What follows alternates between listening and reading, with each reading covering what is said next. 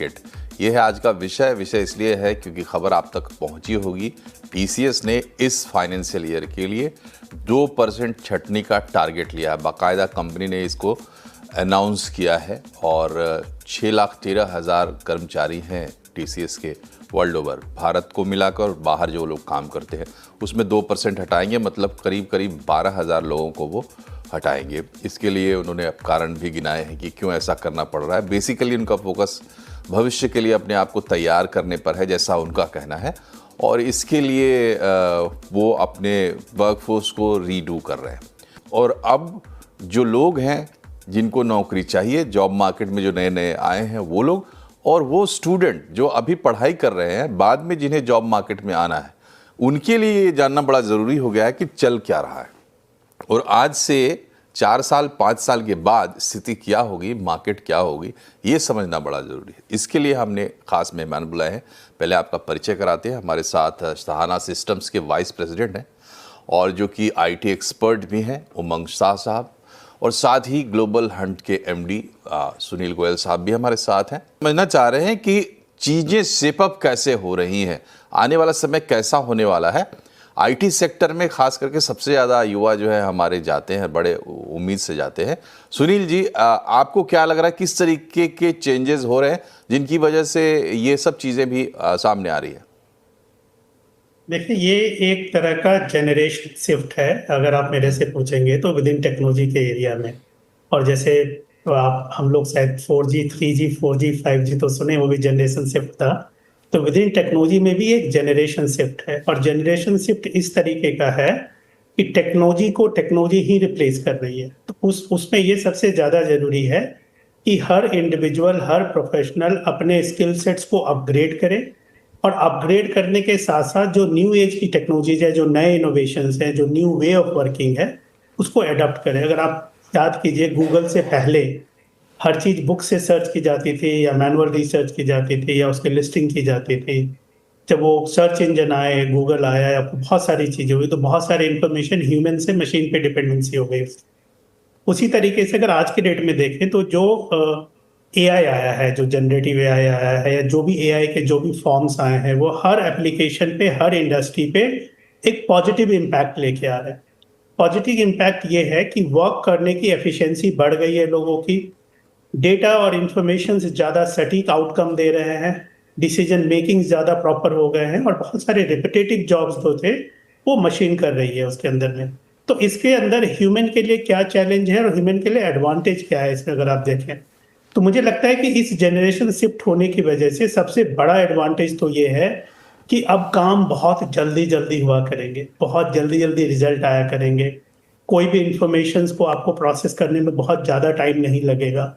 ये बहुत बड़ा एडवांटेज है किसी भी इंडस्ट्री के लिए, इंडिविजुअल्स के लिए, बिजनेस के लिए। ये बहुत बड़ा एडवांटेज है। जो दूसरा एडवांटेज क्या है इसके अंदर में, कि इसके लिए लोगों को ट्रेन करना बहुत डिफिकल्ट नहीं है, क्योंकि आज के डेट में जितने लोग data science, cloud, data engineering, data algorithms, machine learnings, ML ops, ये जितनी तरह की चीजें हैं, लैंग्वेजेस, डेटा रिलेटेड लैंग्वेजेस है, एनालिटिक्स है, पाइथन जिन्होंने सीखा हुआ है, तो ये जितने लोग हैं वो कहीं ना कहीं इसका बेस 50% ऑलरेडी कर रहे हैं। उसको शायद नया नाम दिया गया है आर्टिफिशियल इंटेलिजेंस, बट वो कहीं ना कहीं उससे वो रिजल्ट निकाल रहे थे। तो मुझे लगता है कि लोगों को, जैसे हर 10th के बाद 12th होता है, और 12th के बाद अंडर ग्रेजुएशन और फिर मास्टर्स होता है, मुझे लगता है कि हर किसी को अपने एक लर्निंग के कर्व को ऊपर बढ़ाने की जरूरत है। ये बहुत ही ह्यूमन काइंड के लिए मुझे लगता है कि बहुत ही एक एडवांटेज टेक्नोलॉजी का इनोवेशन है एआई। बट हमें सिर्फ ये थोड़ी सी जो कुछ टर्म्स हैं जो सीखने हैं, उसमें अपने आप को एडप्ट करना है। हम क्यों रिपीटेटिव जॉब करेंगे? एज ए ह्यूमन अगर हम कहीं ऑफिस में जाते हैं तो हम भी वैल्यू एडिशन करना चाहेंगे, हमारी भी वैल्यू प्रपोजिशन बढ़े। तो उसके लिए मुझे लगता है कि छोटा मोटा स्किल एडिशंस, एनहांसमेंट, इससे डरे नहीं, इसके बारे में पढ़ें, इसके बारे में थोड़ा इंटरेस्ट लें। आज की डेट में बहुत सारे कोर्सेस अवेलेबल हैं, सर्टिफिकेट्स अवेलेबल हैं। आपके बिजनेस पे, आपके इंडस्ट्री पे कैसे एप्लीकेबल होता है उसको आप देखें। मशीन के पावर को यूज करें, और ह्यूमन ब्रेन को अगर आप उसके साथ इंडक्ट करते हैं, इंटीग्रेट करते हैं, तो मुझे लगता है कि बहुत ही ग्रेट रिजल्ट ये देगा, और लोगों की वैल्यू प्रपोजिशन बढ़ेगी, बिजनेस ज़्यादा प्रॉफिट्स करेंगे, लोगों को भी शायद ज़्यादा पैसा मिलेगा। बट अगर आप अभी वो अगर 90s, वो उसी 2000 2010 वाले अगर मोड में आप रहेंगे तो थोड़ा सा प्रॉब्लम होगी। जैसे हम पहले बोलते थे कि 90-60s वाले मोड में मत रहो, तो मुझे लगता है कि आज के डेट में भी 2000 और 2010 वाले मोड में रहने की जरूरत नहीं है। मशीन के पावर से डरने की जरूरत नहीं है, मशीन के पावर को यूटिलाइज करने की जरूरत है, उसको उसके एडवांटेज को देखने की जरूरत है। और बहुत ही बेसिक ट्रेनिंग के साथ आप एआई एक्सपर्ट हो सकते हैं। एआई के लिए बहुत ज्यादा आपको ठीक है, उसमें अलग अलग तरह के लेयर्स हैं। कोई डीप मशीन लर्निंग का है, कोई एनएलपी पे ट्रेनिंग्स लेगा, कोई एल्गोरिथम्स पे लेगा, कोई क्वांट कंप्यूटिंग पे लेगा, अलग अलग तरह की चीजें उसमें। बट कोई भी इंडिविजुअल अपने फील्ड में अगर वो ये देख ले कि इसमें एआई का एप्लीकेबिलिटी कैसे है, कैसे एआई डिफरेंस कर सकता है, कि वो क्या वैल्यू प्रोपोजिशन कंपनी के लिए ला सकते हैं, हर जगह ये एप्लीकेबल है। तो मुझे लगता है कि एक बहुत ठीक है। बड़ा एडवांटेज है, बहुत बड़ा एक अपॉर्चुनिटी है हर किसी को अपने आप को अपग्रेड करके, न्यू वैल्यू एडिशंस करके अपनी वैल्यू बढ़ाने के लिए। बहुत ही ठीक अच्छी है। चीज है ये, मुझे लगता है। ठीक है, ये तो अब कॉमन नॉलेज है, लोगों को इतनी बात तो मोटे तौर पे समझ में आती है कि एआई आ रहा है, एआई से बहुत सारी चीज़ें बदलने वाली है, लेकिन स्टेप बाय स्टेप वो कैसे होगा, हमारे सामने कैसे आएगा। एक हम देख रहे हैं चैट जीपीटी अपने आगे आगे, मतलब जो आम आदमी है, बट इंडस्ट्री में कस्टमाइज एआई सब जगह कैसे आ रहे हैं। कंप्यूटर जब आया था, उसकी जब शुरुआत हुई थी, 8-10 साल लगे, तब जाके लोगों को थोड़ा बहुत इसमें समझ में आया। तो एआई भी धीरे धीरे समझ में आएगा।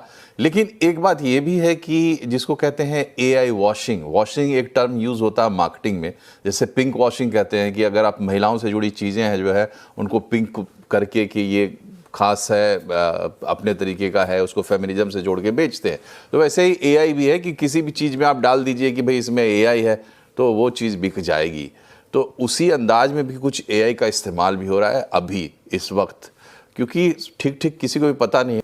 सुनील जी, जब कोई जॉब मार्केट में एंटर करता है नया आदमी, तो अब इंडस्ट्री में क्या चल रहा है, मैक्सिमम चीज़ें वो वहीं जाके सीखता है। उसके पहले इंटर्नशिप में या अप्रेंटिसशिप में लोग सीखते हैं, बात सही है। लेकिन अब आज समस्या ये हो गई है कि आदमी अपना, जो नए स्टूडेंट्स हैं, वो अपने आप को क्या तैयार करें, मतलब एकेडमी में जो होता है उसके अलावा क्या करें।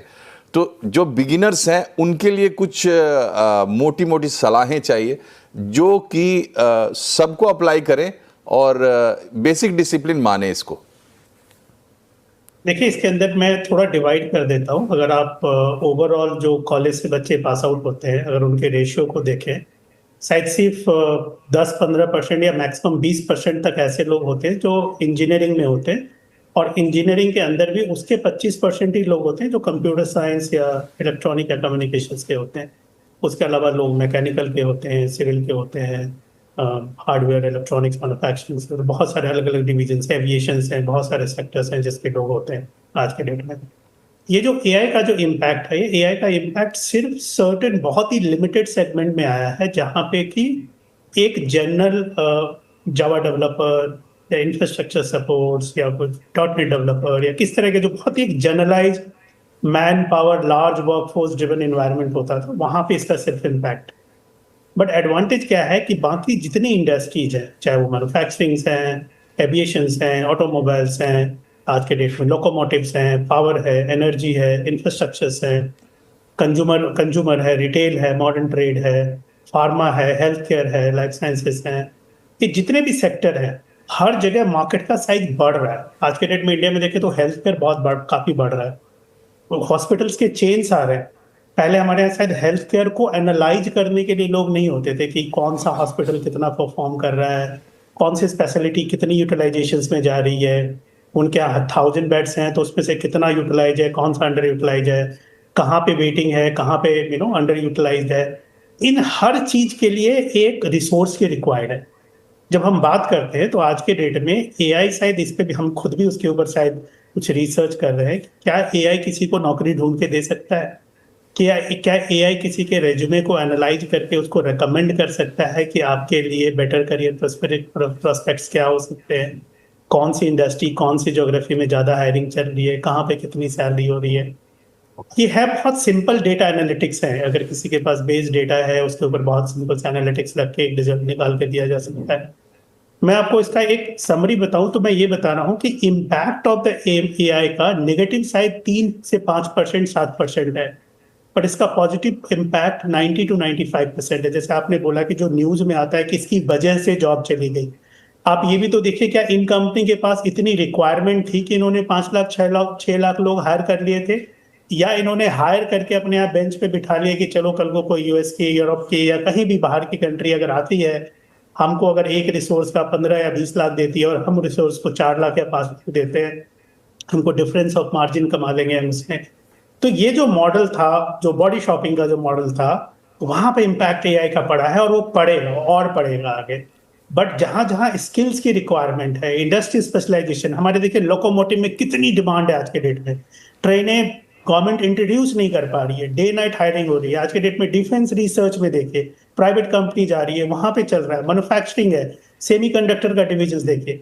तो आज के डेट में मार्केट में जॉब्स की कमी नहीं है, बट एक जगह बबल होता है बहुत ज्यादा। हर आईटी का एक 3 साल का बच्चा, तो उसकी सैलरी 30 लाख रुपए हो गई, बट वो मैकेनिकल, सिविल या इलेक्ट्रिकल्स में है तो उसकी सैलरी अभी भी 5 लाख 6 लाख 7 लाख।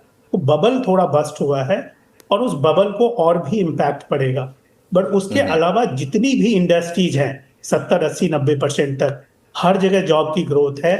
वहां यूटिलाइजेशन ऑफ टेक्नोलॉजी में एक एडवांटेज आएगा। ये बच्चे जो जाएंगे, है। ये मुझे लगता है अपने आप को उनको लेटेस्ट टेक्नोलॉजी को लर्न करके ठीक जाएं है। और उनको जॉब मिलेगी अपनी इंडस्ट्री में। अच्छी डिटेलिंग आपने की सुनील जी। एक आखिरी सवाल उमंग से भी ले लेते हैं। उमंग, ये बताइए स्पेसिफिक आईटी सेक्टर के लिए जो बात डिटेल में इन्होंने बताई वो थोड़ा ज़्यादा जेनरिक है, लेकिन स्पेसिफिक आईटी में थोड़ा ज़्यादा वरीज हो रहे हैं, लोगों को सोच रहे हैं, खास करके जो लोग अभी एंटर नहीं किए हैं या बिल्कुल नए हैं, उनके लिए क्या सलाह है आपकी? आई थिंक उन्होंने सुनील जी ने उससे स्टार्ट किया ना, वो क्रक्स बहुत इंपॉर्टेंट है कि आप आईटी में है तो अब तक क्या होता है इंजीनियरिंग में कि भाई मैं 1 to 12 सिर्फ वो मेरा जो सब्जेक्ट है फिजिक्स केमिस्ट्री मैथमेटिक्स बायोलॉजी का भी नहीं है, वहां पे सिर्फ बच्चे फोकस करते थे कि भाई मेरे को सिर्फ जेडब्ल्यू में स्कोर करना है, मैं आईआईटी या टॉप इंजीनियरिंग कॉलेज में चला जाऊंगा या कोई भी चला जाऊंगा, अगर मैंने आईटी कर दिया तो मेरी जॉब सिक्योर्ड है। अभी वो नैरेटिव से सबसे पहले बाहर होना पड़ेगा। Good thing is that schools and college schools in the beginning is supporting the Skill India initiative, but even from the 8th 9th early standard you have to learn multiple things in IT। जैसे Python का coding है, जावा का coding है, आपके जो उप्स के concept वाले जो भी फंडामेंटल्स प्रोग्रामिंग लैंग्वेज है वो आपको बहुत ही early of your career you should start. Second चीज, आपको not only about the tools but there are हम अभी बोलते हैं नो कोड और लो कोड प्लेटफॉर्म्स है काफी, जहां पे आपको कोडिंग नहीं लिखना है बट आपको लॉजिक सिर्फ फ्लो चार्ट्स जैसे बनाना है और उसके ऊपर से लाइव प्रोग्राम बन जाते हैं। आपका बहुत बहुत शुक्रिया उमंग जी और सुनील जी हमसे जुड़ने के लिए। कार्यक्रम में फिलहाल इतना ही। नमस्कार।